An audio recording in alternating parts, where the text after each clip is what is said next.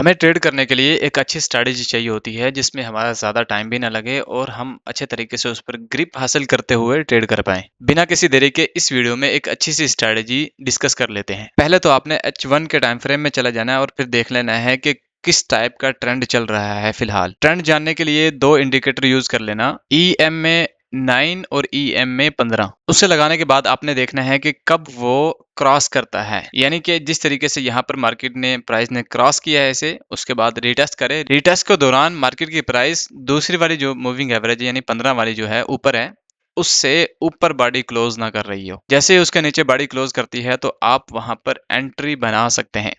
Entry बनाने के लिए आपने जाना है छोटे टाइम फ्रेम में, यानी कि 5 मिनट के टाइम फ्रेम में। 5 मिनट में आ जाओ तो फिर दोबारा से आपने चेक करना है एक और बार के 5 मिनट के टाइम फ्रेम में प्राइस कब EMA से नीचे क्रॉस कर रही है। यहाँ पर मार्केट की प्राइस ने EMA को क्रॉस किया है, दोनों को क्रॉस किया, फिर उसके बाद रिटेस्ट किया। रिटेस्ट में जो कैंडल ने क्लोजिंग दी है वो EMA से ऊपर दी है। फिर दोबारा आपने वेट करना है। जैसे ही यहाँ पर आई है दोबारा से टेस्ट करती है, टेस्ट करने के बाद जैसे ही नीचे क्लोजिंग देती है आपने वहां पर एंट्री बना लेनी है। आपने एंट्री बनानी है, जितनी कैंडल होगी वो आपका SL होगा और उसका डबल आपका TP होगा। यहाँ पर 58 पिप आपके SL बन रहा है तो 116 पिप आपका TP बन गया। फिर दोबारा से प्राइस ने जैसे इसको क्रॉस किया तो क्रॉस करने के बाद आपने फिर दोबारा से कोशिश करनी है कि आपको ऐसी कोई कैंडल मिले जो सेल की हो। यहाँ पर सेल की नहीं थी लेकिन इसमें स्ट्रोंगनेस ज्यादा थी। यहाँ पर ये सेल की तो नहीं है लेकिन ये जो कैंडल है ना, ये हैमर बना हुआ है और हैमर हमें इस बात का इशारा करता है कि यहाँ से मार्केट की प्राइस रिवर्स करने वाली है। अगर ऊपर बन रहा है तो ऊपर रिवर्स करने वाली है, अगर नीचे बन रहा है तो नीचे रिवर्स करने वाली है। देखो यहाँ पर, ठीक है। फिर दोबारा से यहाँ पर क्रॉस किया, नीचे ही क्लोजिंग हो रही है तो आपने फिर दोबारा से इतनी ही एंट्री पकड़नी है, जितना SL बन रहा है उसका डबल आपने यहाँ पर TP रख लेना है। लेकिन एक चीज और ध्यान में रख लो, क्योंकि हम यहाँ पर जो एंट्री ले रहे हैं वो H1 के टाइम फ्रेम के हिसाब से ले रहे हैं, लेकिन एंट्री जो है ना अपने SL को छोटा करने के लिए M5 के टाइम फ्रेम में आ रहे हैं। अगर हम H1 के टाइम फ्रेम में जाकर देखते हैं कि हमारी एंट्री कहाँ पर बन रही है, इसके हिसाब से हमारी एंट्री बनती है यहाँ पर, हमारा SL बनता है यहाँ पर, यानी कि 100 200 के करीब हमारा SL बन रहा है, ठीक है। तो अब हमारा जो TP होगा वो 400 होगा। एक छोटे लॉट साइज के साथ बड़ी ट्रेड होल्ड करने और दूसरी ट्रेड जो है ना वो M5 के टाइम फ्रेम में जाके आपने छोटी छोटी ट्रेड निकालनी है। जैसे यहाँ पर एक निकाली थी, एक यहाँ पर निकाली थी, फिर यहाँ पर नीचे आ जाओ, जैसे क्रॉस करती है नीचे, ठीक है। ऊपर जैसे ही क्लोजिंग होती है ना तो आपने वहां से दूर हो जाना है।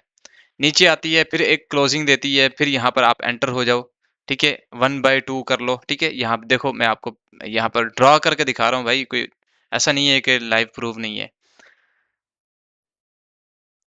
1/2 यहाँ पर आपको मिल रहा है, ठीक है। उसके बाद फिर नीचे आ जाओ थोड़ा सा, जैसे ही टच करती है मार्केट की प्राइस इसे, फिर दोबारा से आप इसमें एंटर हो जाओ। लेकिन शर्त यह है कि जो टच कर रही है ना मार्केट की प्राइस, वो कैंडल ऊपर क्लोज नहीं होनी चाहिए EMA से। 1/2 के लिए फिर दोबारा से बैठ जाओ। इस तरीके से जब जब भी ये नीचे जाती रहेगी आप उसमें एंटर होते रहोगे और ये आपको मजीद प्रॉफिट देती जाएगी। बस आपने कोशिश ये करनी है कि बड़े टाइम फ्रेम में अगर 5 मिनट देखना चाहते हो छोटे टाइम फ्रेम में जाके तो फिर H1 देखना, और अगर M15 देखना चाहते हो तो फिर आप H4 में देखना। अगर आप डे ट्रेडिंग कर रहे हो तो H1 बेस्ट है आपके लिए और उस उधर से M5 बेस्ट है। और जब भी H1 का टाइम फ्रेम में ट्रेंड चेंज होगा तो आपने भी 5 मिनट के टाइम फ्रेम में अपना ट्रेंड चेंज कर लेना है। यानी कि सेल का था तो यहाँ से ट्रेंड चेंज हुआ तो बाय का आपने कर लेना है। H1 में ट्रेंड देखने के लिए आपको फिर दोबारा से H1 के टाइम फ्रेम में जाना पड़ेगा और यहाँ पर तलाश करना पड़ेगा कि कब और कहाँ पर ट्रेंड चेंज हो रहा है। H1 में तो डाउन ट्रेंड ही है तो फिर आपने बाय के लिए नहीं घुसना, सही है। आपको यहाँ पर दिख रहे होंगे ट्रेड, यहाँ पर दिख रहे होंगे 5 मिनट के टाइम फ्रेम के हिसाब से, लेकिन आपने उसमें नहीं घुसना। उसका रीजन सिंपल सा है कि फिर आपको ये चीजें जो लार्ज टाइम फ्रेम में ट्रेंड है उससे दूर कर देंगी, और जब लार्ज टाइम फ्रेम के ट्रेंड से आप दूर होते हो तो फिर आपका लॉस भी बढ़ता जाता है। ये सिंपल सा तरीका है, अगर आप इसे यूज करते हैं तो मुझे नहीं लगता कि आपको कोई चीज या कोई बंदा प्रॉफिट बनाने से रोक सकता है। बगैर शर्त यह है कि जो चीजें मैंने बताई हैं वो ध्यान में रखनी है। अगर नहीं समझ में आया तो दोबारा रिपीट करके देख लो वीडियो। अगर आपको ये वीडियो अच्छी लगी है तो प्लीज लाइक कर देना, और अगर आपको इस तरह का मजीद कंटेंट चाहिए तो सब्सक्राइब भी कर लेना या फॉलो कर लेना। अगर आपको इस तरह की मजीद वीडियोस चाहिए तो आपने कमेंट में अपना टॉपिक जरूर बताना है ताकि उस पर गौर किया जा सके।